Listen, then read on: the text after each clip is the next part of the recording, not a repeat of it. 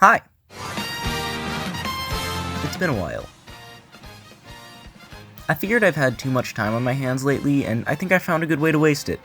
You ever been playing a Mario game, seen a city, and been like, I wonder how many people live here?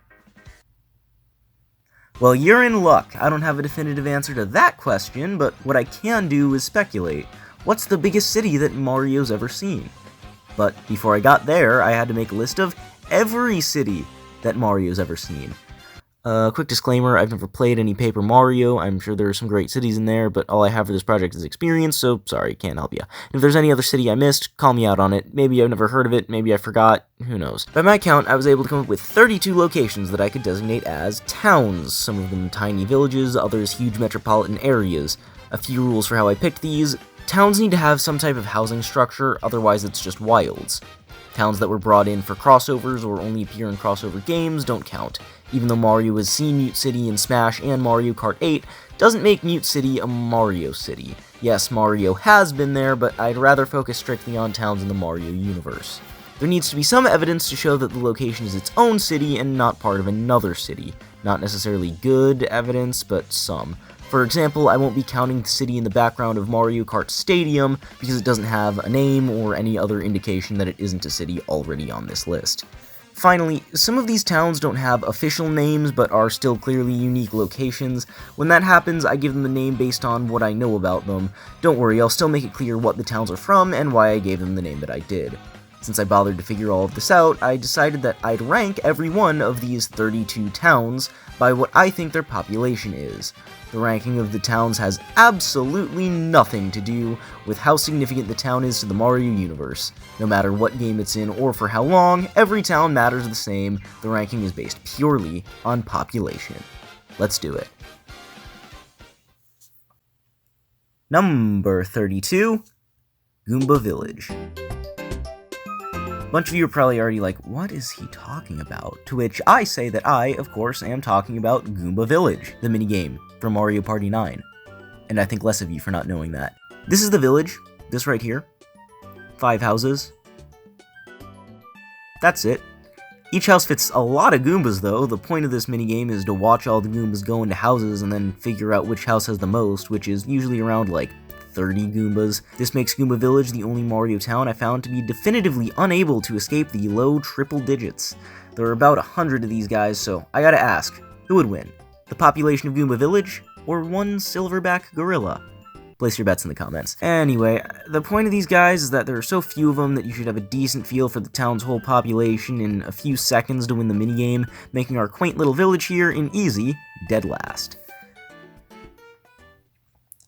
Number 31, Windmillville. The suffix "ville" in Windmillville from Mario Party 7 is, maybe a little generous. Something in its favor, though. You do need to pay money for the windmills, so we might have a little economy brewing out here. Still not a lot in the way of housing, but it's the first example of something that's clearly meant to be a town. Maybe some people live in the mills, maybe some of the town is off camera, who knows. All I got is that this is a town right here. A small one, but we take what we can get. Number 30, Daisy Hills. Yep, this one singular turn of Daisy Hills from Mario Kart 7, which kinda gives similar vibes to Windmillville now that I think about it, somehow isn't the smallest population you're gonna find. It's not a long track, and this is maybe a third of it, but at least I can't count the number of houses in here on one hand. The fountain in the middle really ties the whole thing together, and even though the whole town is just this one little cobblestone road, I'm sure there are at least a couple hundred civilians around here, which puts their village in a solid 30th place. Number 29, Wildwoods. I thought about giving this town a new name, but you know what? I'm just gonna stick with the name of the Mario Kart 8 track. Look at this place. I love it. It's definitely the busiest town of all the places we've been so far. Apparently Wildwoods inhabitants don't like to sit still. It's a little bit weird to count this as a civilized area, seeing as how wild is in the name, but it's a place with structures that people live in, so that's what we're calling it. While mighty people, wild woodsmen are still pretty small in number since there's no indication of any vast expanse of civilization throughout the forest, so 29th is all I can give it, but it's definitely one for the travel bucket list.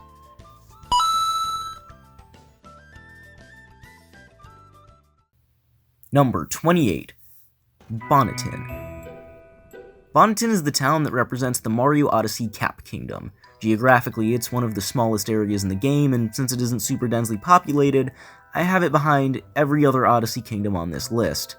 To Bonneton's credit, it's the first place on this list that I might call a town before I call it a village. It embraces civilization and rejects nature more than the towns before it, and let's be real, who needs nature? You telling me it's 2025 and you're still breathing air?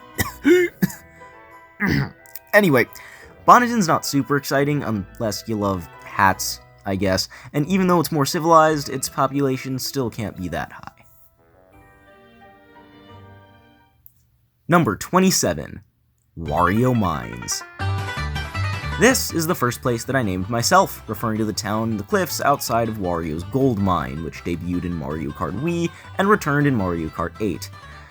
I renamed it so that its name could refer to the whole area rather than just the mine itself. It's weird that this is a place that a lot of people would live, but I guess they just like gold. Or rock, either one, but whatever the reason may be, there are houses just about everywhere in this overcrowded canyon. This is definitely the most densely packed town so far, but it's in such a small amount of space that I couldn't justify putting it higher. Let's just hope Wario leaves enough gold for the town's citizens. Number 26. Bubble Lane. Bubble Lane is the area that represents the Seaside Kingdom in Mario Odyssey, and in terms of population, well, it's a weird one. There are plenty of sea creatures out and about the town, but I went back and forth on whether or not I should even count this one, because they don't really seem to have, clearly built houses. I decided there were enough structures around to keep it on the list, since they have this, lighthouse thingy, and some other elements of infrastructure. Plus, there are creatures just about everywhere, so I didn't want to discount its population. That's how it ended up here, but it really could have gone a lot of places. I think this is also a good one for the travel bucket list, though. Let's throw it up there before we move on. Number 25. Shiveria Town. I love Shiverians. Come on, look at these guys. Anyway, Shiveria is the town in Mario Odyssey that represents the Snow Kingdom. The entire city is underground in a series of tunnels, but based on the fact that the town has its own sports league, I think it's safe to say that there are plenty of Shiverians. My guess is that the tunnels expand pretty far beyond what we get to see in the actual game, seeing as it would have taken a lot of Shiverians to even create their cozy underground community in the first place.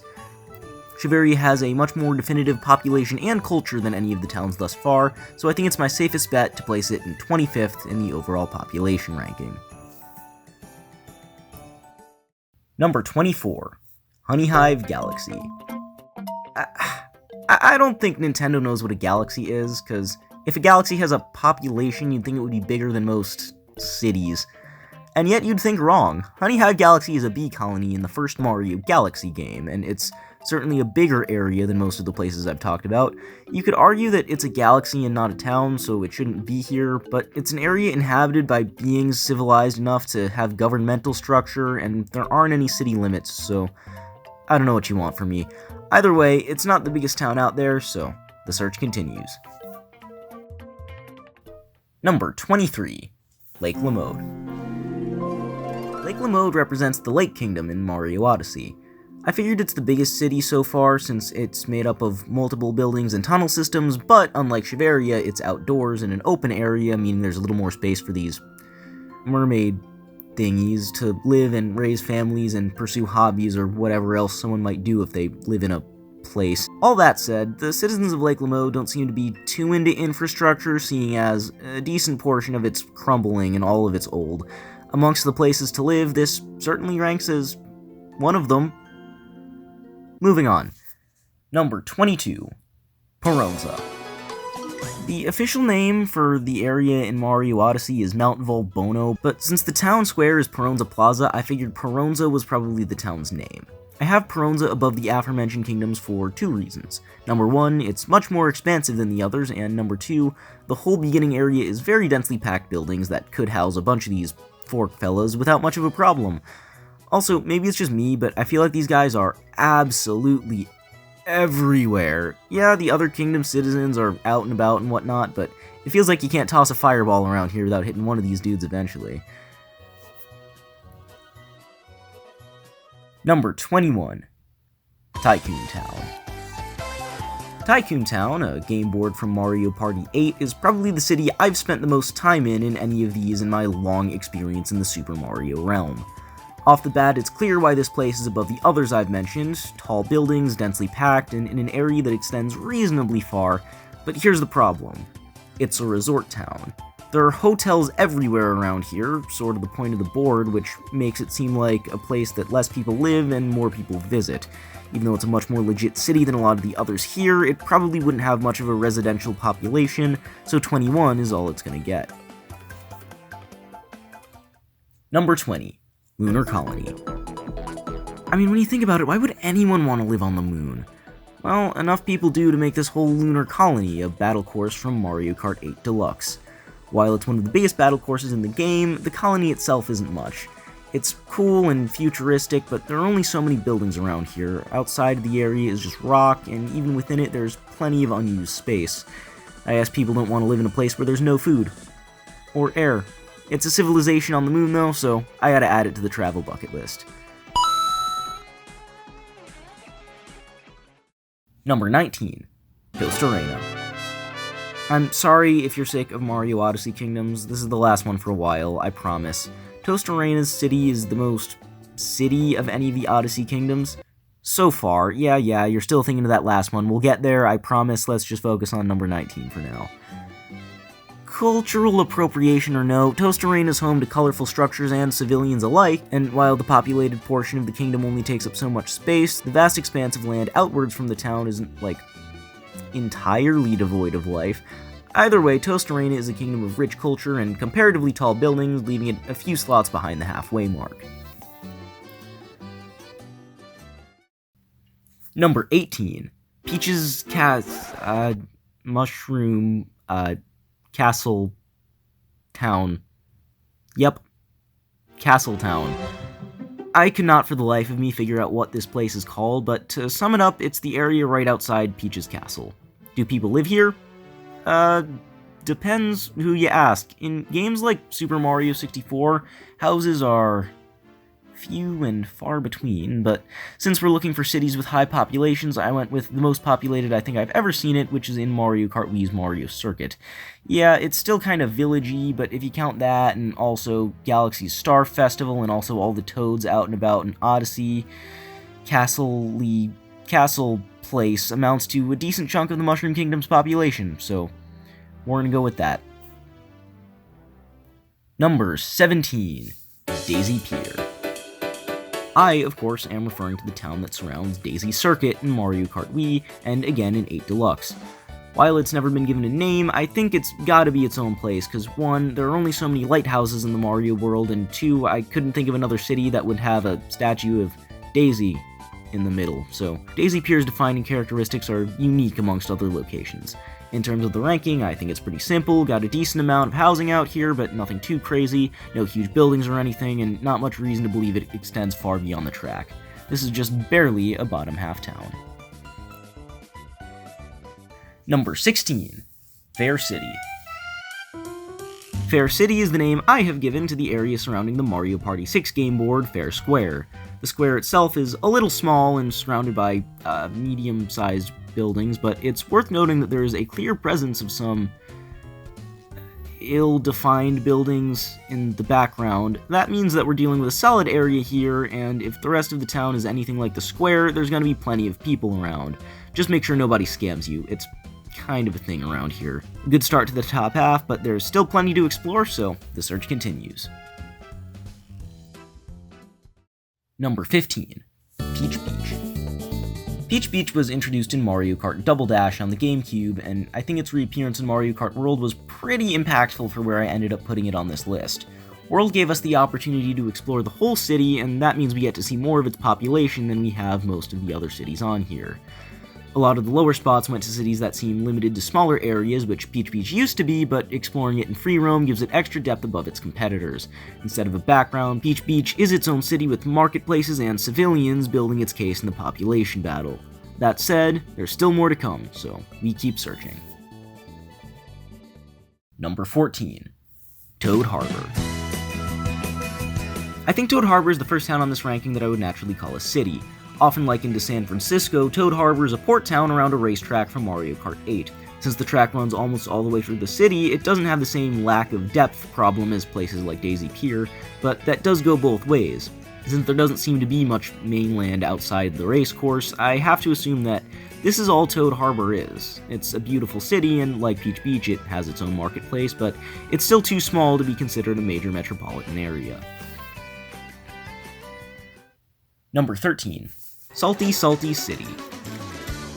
Salty Salty City is the name I've given to the populated area surrounding Salty Salty Speedway from Mario Kart World. Salty Salty is pretty similar to Peach Beach since it's situated at the edge of an ocean. The difference is that a large portion of Salty Salty is clearly a residential area with houses that you can do parkour on when you're in free roam. The town itself has well-defined culture and is decorated with waterfalls and this Birdo mermaid statue, which is weird, but who am I to judge other people's culture? Plenty of reason to live there, plenty of reason to visit, and one that I'm going to put on the travel list.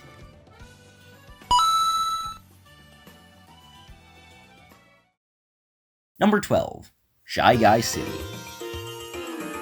Shy Guy City is what I'm calling the pocket of civilization that's home to Shy Guy Bazaar, a track that initially appeared in Mario Kart 7 and was reintroduced to the series in Mario Kart World. The world touch-up greatly expands on the scope of the city, even including a whole second track within the town to pair with certain intermission tracks. It also has its palace area in the middle, which we get to drive in now, so that's cool. I have Shy Guy City higher than the rest of the semi-cities on this list, mostly because it's famous for the bazaar, so they gotta have a big population of buyers and sellers bustling about the city's center, pretty much always. Number 11. Delfino. Delfino, which is what I'm calling the city on Isle Delfino from Super Mario Sunshine, and may have an official name that I just don't know, is a big enough city that its area is pretty much the whole game it's part of, with Mario exploring everything from rooftops to the sewer system. The town's appeared several times since, prominently in the Mario Kart track Delfino Square, and is home to almost the entire world's Pianta population. I'll be honest, I don't know Super Mario Sunshine too well. Maybe this whole city is for, like, 6 Piantas, but since they can be found in so many places now, I ought to assume their source still has plenty of them left over. Number 10. Wario City. Sorry, what's that? What's Wario City? What's Wario City? Wario City is a baseball field for Mario Super Sluggers. The buildings aren't super big, and the challenge mode shows us that it's not a huge city either. All of Wario City has an uptown feel to it, with multiple story-high residential buildings lining the foul territory of the field. From this point on, every town is going to be a city in the stereotypical sense, with towering buildings and bright lights, and since Wario City has the least of those things of any town left on this list, it just barely breaks the top 10. Number 9. Moonview. Okay, I hear it already. But TJ, how do you know it's not part of another city? Here's how. Moonview Highway from Mario Kart Wii is named Moonview for a reason.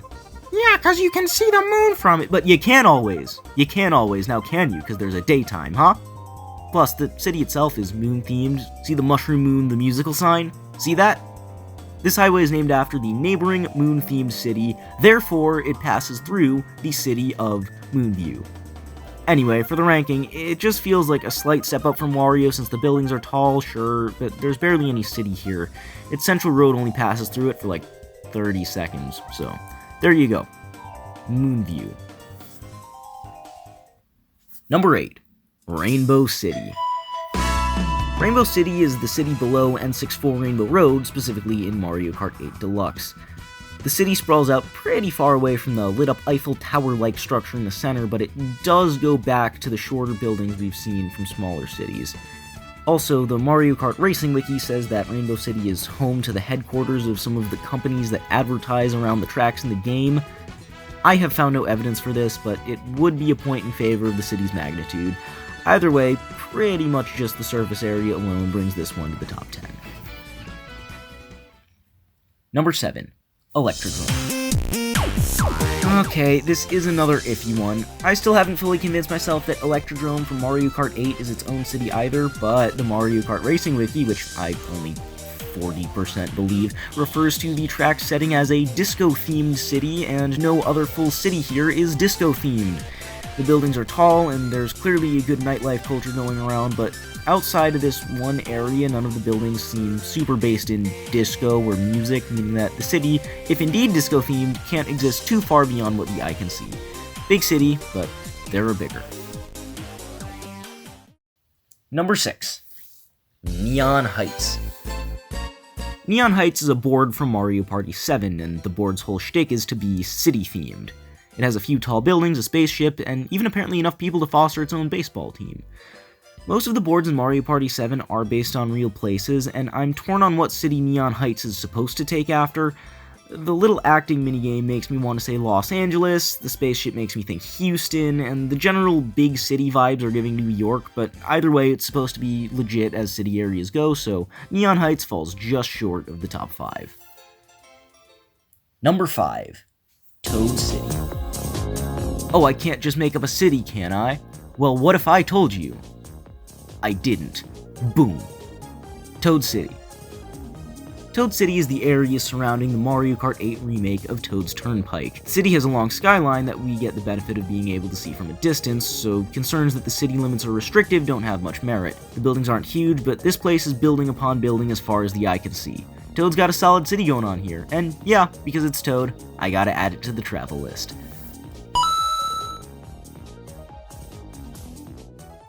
Number 4. Crown City. If you don't have Mario Kart World, you've probably been wondering where I am right now. This is Crown City, a track from Mario Kart World and the 4th biggest city in the Mario universe.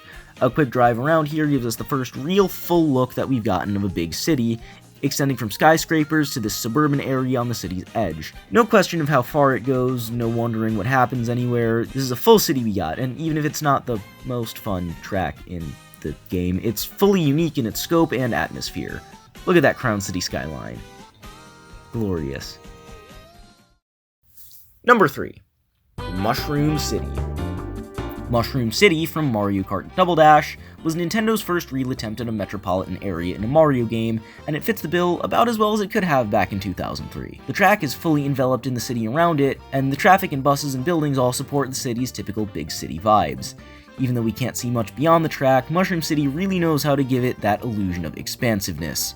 I think Mushroom City is the most realistic city depiction in all of Mario, even if some of the transportation is,